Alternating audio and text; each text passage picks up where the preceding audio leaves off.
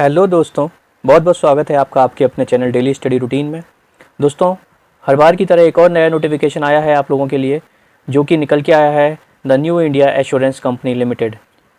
दोस्तों, बहुत अच्छी वैकेंसी आई हुई है, अच्छा ग्रेड पे आया हुआ है। दोस्तों, सिलेक्शन प्रोसीजर थोड़ा सा टफ़ है, बट अगर आप तैयारी में लगे हुए हैं तो बहुत ईजीली आप इसको निकाल देंगे। बहुत अच्छा फ्यूचर होने वाला है आप लोगों को अगर इसमें आपने निकाल दिया तो। इसके बारे में एक एक बात करेंगे कि कैसे सिलेक्शन होगा, इसमें कितनी इसकी फ़ीस है, एप्लीकेशन फॉर्म कैसे भरना है, कब तक भर सकते हैं, क्या एज मांगी गई है, सबके बारे में डिटेल में बात करेंगे दोस्तों। पर उससे पहले कि अगर आप इस चैनल पर नए हैं तो इस चैनल को लाइक करें, शेयर करें, सब्सक्राइब करें और बेल आइकन दबाना ना भूलें। दोस्तों, बात कर लेते हैं कि जो new India assurance company limited है उसमें जो वैकेंसी आई है दोस्तों, वो निकल के आई है एडमिनिस्ट्रेटिव ऑफिसर की। दोस्तों, एडमिनिस्ट्रेटिव ऑफिसर जो कि निकले हैं अलग अलग फील्ड में। टोटल अगर वैकेंसी की बात करें तो टोटल 450 वैकेंसी दोस्तों निकल के आई हैं इसमें, और जो कि निकली हैं रिस्क इंजीनियरिंग की टोटल 36 वैकेंसी हैं दोस्तों। ऑटोमोबाइल इंजीनियर की 96 हैं, लीगल की 70 हैं, अकाउंट की 30 हैं, हेल्थ की 75 है, आईटी की 23 है और सबसे ज़्यादा दोस्तों जर्नलिस्ट की हैं, जो कि 120 टोटल वैकेंसी हैं। इनको टोटल सब SC ST OBC और UR में डिवाइड किया हुआ है। चार्ट आपके सामने है, आप लोग खुद देख सकते हैं कि टोटल कितनी कितनी वैकेंसी सब में है। तो मेनली जो आप लोग भर सकते हैं वो हैं जर्नलिस्ट के लिए, क्योंकि इसमें जो उनकी क्वालिफ़िकेशन है वो बहुत नॉर्मल मांगी हुई है। क्या मांगी हुई है इसके बारे में हम बात कर लेते हैं, पर उससे पहले कि हम बात करते हैं कि इसकी एप्लीकेशन डेट क्या है। दोस्तों, ये फॉर्म आ चुका है, इसकी एप्लीकेशन डेट 1 अगस्त से स्टार्ट हो चुकी है और केवल 21 दिन दिए हुए हैं दोस्तों इसको फॉर्म भरने के लिए, यानी कि 21 अगस्त तक आपको ये फॉर्म भरना होगा। दोस्तों, बात कर लेते हैं कि इसमें एज क्या मांगी हुई है। तो इसमें मिनिमम एज तो दोस्तों 21 ईयर्स मांगी हुई है और मैक्सिमम एज 30 ईयर्स, और जो कि कैलकुलेट होगी 1 अगस्त 2023 से। तो 1 अगस्त तक आपकी एज 30 साल से ऊपर नहीं होनी चाहिए। अगर आपकी 30 साल से नीचे है तो आप इस फॉर्म को भर सकते हैं। दोस्तों, इसके अलावा एज रिलैक्सेशन की बात करें तो एज रिलैक्सेशन एज पर सेंट्रल गवर्नमेंट रूल है। SC ST के लिए दोस्तों 5 साल है, OBC के लिए 3 साल है, PWD के लिए 10 साल है। ठीक है दोस्तों, इसके बाद बात कर लेते हैं कि इसकी एग्जामिनेशन फ़ीस क्या रखी गई है। तो इस फॉर्म को भरने के लिए टोटल आपकी जो फ़ीस है दोस्तों वो रखी गई है 850 दोस्तों, यानी कि जनरल, OBC, EWS सब के लिए 850 रुपीज़ आपकी फ़ीस रहेगी। इसमें GST चार्ज इंक्लूड रहेगा। इसके अलावा दोस्तों SC ST और PWD के लिए बात करें तो इनकी टोटल जो फ़ीस है वो 100 रुपीज़ रहेगी। तो इसके बाद दोस्तों बात कर लेते हैं कि इसमें एजुकेशन क्या मांगी हुई है। तो दोस्तों, रिस्क इंजीनियर के लिए आप लोग देख सकते हैं इंजीनियरिंग मांगी हुई है या ग्रेजुएशन और पोस्ट ग्रेजुएशन होना चाहिए इंजीनियरिंग में। ठीक है। ऑटोमोबाइल इंजीनियरिंग में दोस्तों BE BTech ME MTech कुछ भी आप हो सकते हैं, यानी कि इंजीनियरिंग होनी चाहिए क्योंकि ऑटोमोबाइल इंजीनियर की है, या फिर ग्रेजुएट पोस्ट ग्रेजुएट होने चाहिए आप मैकेनिकल इंजीनियरिंग में। मिनिमम 60% मार्क्स होने चाहिए आपके। SC ST के लिए, PWD के लिए 55% मार्क्स रखे गए हैं। ठीक है दोस्तों, इसके बाद बात कर लेते हैं लीगल ऑफिसर के लिए। लीगल ऑफिसर के लिए भी दोस्तों ग्रेजुएट या पोस्ट ग्रेजुएट होने चाहिए। लॉ में minimum 60% for general and SC ST PWD के लिए दोस्तों 55%। अकाउंट्स के लिए दोस्तों चार्टेड अकाउंटेंट ICW ICAI से ग्रेजुएशन होना चाहिए या फिर पोस्ट ग्रेजुएशन होना चाहिए, मिनिमम 60%, और वही क्राइटेरिया रहेगा। दोस्तों, अगर AO हेल्थ के लिए बात करें तो MBBS MD MS BHS BAMS BDS MDS ये जो भी है, ये सारा इनमें से कोई भी एक हो सकता है आपका। ठीक है दोस्तों, या तो आप MBBS रहें या MD रहें या BDS रहें या BAMS रहें, तो आप अगर कोई भी, चाहे होम्योपैथिक के, चाहे दांतों के, चाहे किसी के भी डॉक्टर हैं, तो आप इसके लिए अप्लाई कर सकते हैं। IT के लिए दोस्तों बात करें IT स्पेशलिस्ट तो BE BTech ME MTech computer science में मांगा हुआ है या MCA है। मिनिमम 60% मार्क्स आपके होने चाहिए। ठीक है दोस्तों, इसके बाद बात कर लेते हैं कि जर्नलिस्ट के लिए दोस्तों क्या एजुकेशन है। तो जर्नलिस्ट के लिए अगर बात करें तो सबसे इजी जर्नलिस्ट के लिए है दोस्तों, क्योंकि सिर्फ एक ग्रेजुएशन मांगी हुई है जर्नलिस्ट के लिए। ठीक है दोस्तों, अगर आप ग्रेजुएट हैं और मिनिमम ग्रेजुएशन में आपके 60% मार्क्स हैं तो आप इसको अप्लाई कर सकते हैं, और अगर SC ST PWD हैं तो आपके अगर 55% मार्क्स या उससे ऊपर हैं तो आप अप्लाई कर सकते हैं। और वैसे भी दोस्तों सबसे ज़्यादा वैकेंसी जर्नलिस्ट की ही है, जो कि 120 वैकेंसी है।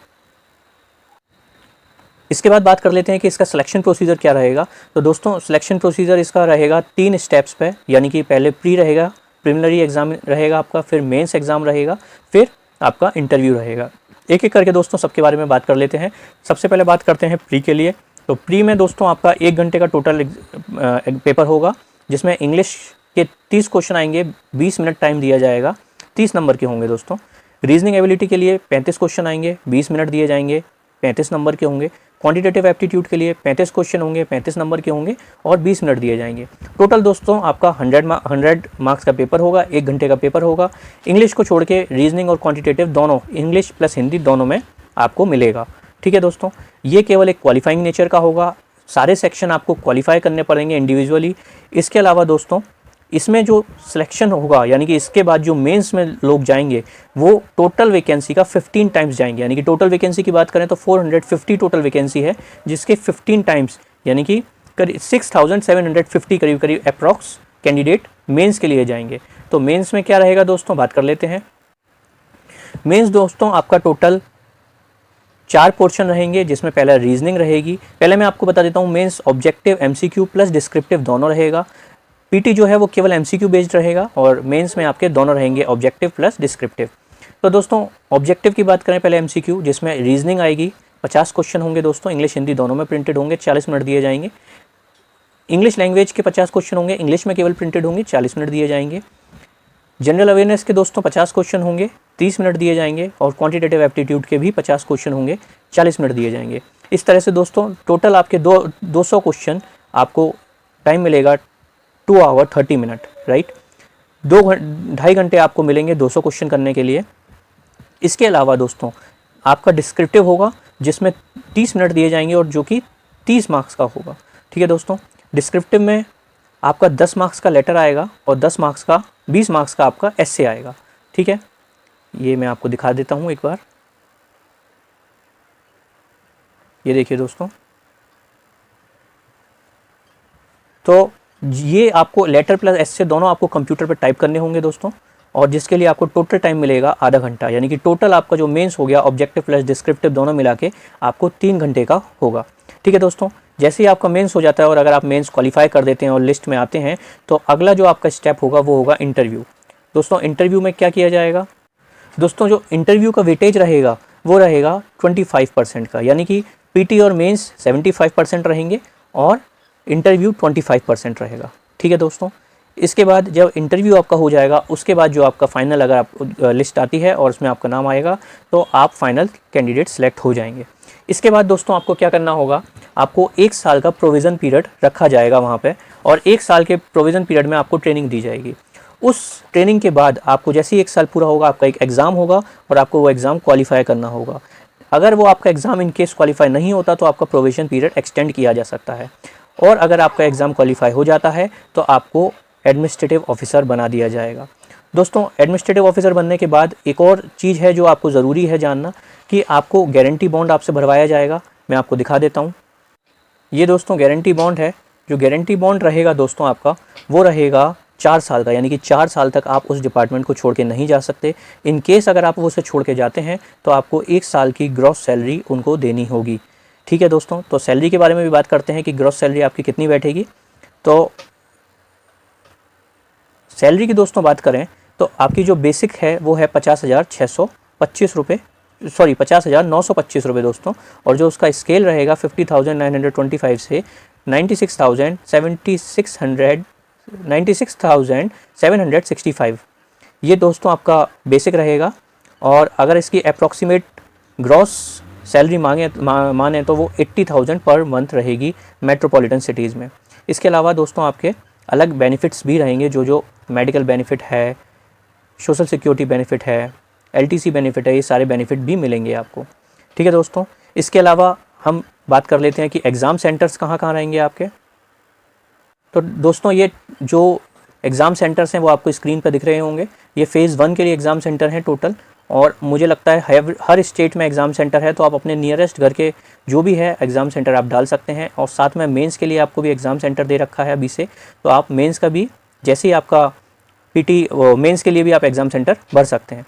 ठीक है दोस्तों, अगर एग्ज़ाम्स की डेट की बात करें तो एग्ज़ाम्स की डेट भी अभी क्लैरिफाई कर रखी है दोस्तों।